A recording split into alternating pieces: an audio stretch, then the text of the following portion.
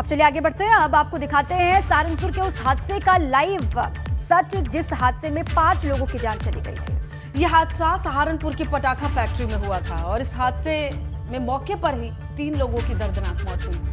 हालांकि अभी इस हादसे में घायल एक शख्स की हालत नाजुक बताई जा रही है, जो जिंदगी और मौत के बीच में है।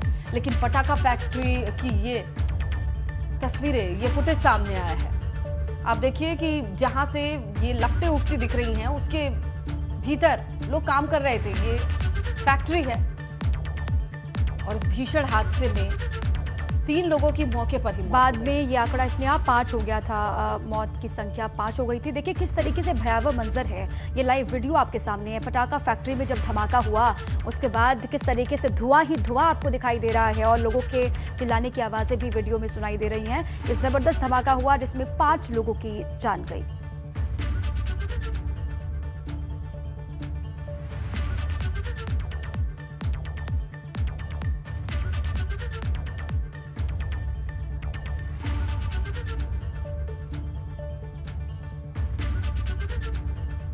अब चलिए, उत्तराखंड के मुख्यमंत्री पुष्कर सिंह धामी चंपावत उपचुनाव को लेकर आज अपना नॉमिनेशन फाइल करने वाले हैं।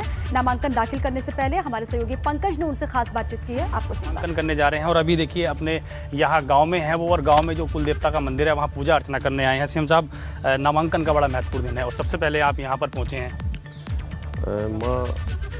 माँ पूर्णागिरी की भूमि है और हमारे यहाँ पर ये मेरे कभी भी मैं जब भी अपने घर से किसी शुभ कार्य के लिए निकलता हूँ तो माँ पूर्णागिरी का आशीर्वाद लेता हूँ। आज भी मैं माँ पूर्णागिरी का मैंने आशीर्वाद लिया है कि सारे कार्य बिना विघ्न बाधा के संपन्न हों और सभी प्रकार की जो विघ्न बाधाएं हैं माँ उनको हरे। माता का आशीर्वाद ले लिया है आपने अभी, तो जनता से ऐसा क्या आज वायदा करेंगे चंपावत की कि आप उसको बेहतर तरीके से आगे कर पाएँ?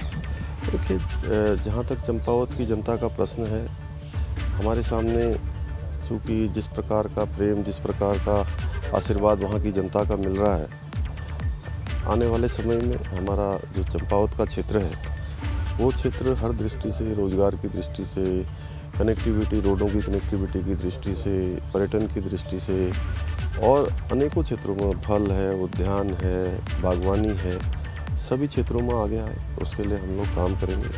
भारत के मानचित्र में चंपावत चूँकि बहुत ही सुंदर एक स्थान है, वो स्थान आगे बढ़े, वहाँ असीमित संभावनाएं हैं, असीमित जो है विकास की संभावनाएं हैं, उन सबको तलाशेंगे, उनको आगे बढ़ाएंगे। बहुत खूबसूरत जगह है चंपावत, तो डेवलपमेंट के लिए क्या रहेगा, कैसे आप यहाँ पर विकास के लिए आगे? नहीं, हम लोग डेवलपमेंट का मॉडल बनाएंगे। अभी जैसे हमने लगभग 200 करोड़ की जो योजना है पेयजल के क्षेत्र में, अभी उसको हमने प्लान में रखा हुआ है, आगे बढ़ा रहे हैं और प्रस्तावित है, भारत सरकार को भेजेंगे। इंजीनियरिंग कॉलेज है टनकपुर में, उसको बढ़ाएंगे।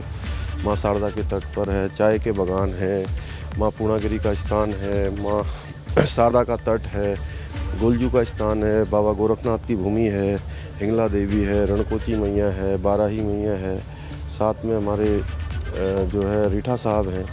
तो इन स्थानों को क्योंकि आगे एक सर्किट के रूप में इन सभी को डेवलप करेंगे। धन्यवाद। मुख्यमंत्री जी थे और देखिए ये अभी नामांकन के लिए निकल रहे हैं और ये उनके गांव का कुल देवता का मंदिर है और यहाँ आप देखेंगे तो अभी मुख्यमंत्री जी अकेले बिना किसी फ्लीट के, सिक्योरिटी के यहाँ पर पहुँचे हैं। सुबह सुबह अचानक वो घर से निकले और माता का आशीर्वाद लेने आए हैं, क्योंकि ये पूर्णागिरी का दरबार भी है। चंपावत का जो एरिया है टनकपुर में, चंपावत में, और माँ पूर्णागिरी है और माँ पूर्णागिरी का ही प्रतीक मंदिर यहाँ पर है, आप देख रहे हैं। तो यहाँ तो बिल्कुल अभी आपने सुना सीएम पुष्कर सिंह धामी को, जहां मां पूर्णागिरी के दर्शन के लिए वो पहुंचे टनकपुर में।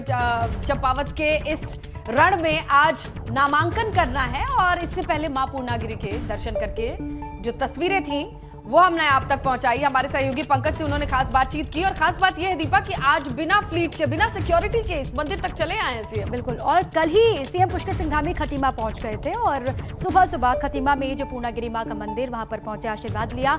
और आज देखिए बहुत बड़ी चुनौती एक अग्नि परीक्षा के तौर पर है चंपावत का उपचुनाव, और इस परीक्षा को कैसे वो पास कर लेते हैं, आज उसका अहम दिन है। नामांकन फाइल करने वाले हैं। जब तस्वीरें आएंगी तो वो भी आपको दिखाएंगे।